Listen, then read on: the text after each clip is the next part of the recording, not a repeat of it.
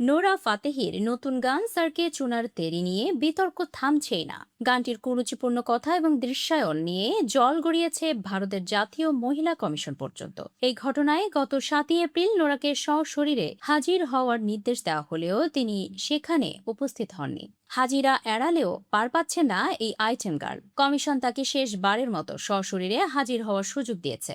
জাতীয় মহিলা কমিশনের চেয়ারপারসন বিজয়া রহাটকরের নেতৃত্বে অনুষ্ঠিত এই বিশেষ শুনানিতে নোরার অনুপস্থিতি নিয়ে অসন্তোষ প্রকাশ করা হয়। কমিশনের পক্ষ থেকে জানানো হয়েছে, মামলার পরবর্তী শুনানির দিন ধার্য করা হয়েছে আগামী 27 এপ্রিল। একই ইস্যুতে শুধু নোরাই নন, বিপাকে পড়েছেন বলিউড অভিনেতা সঞ্জয় দত্ত।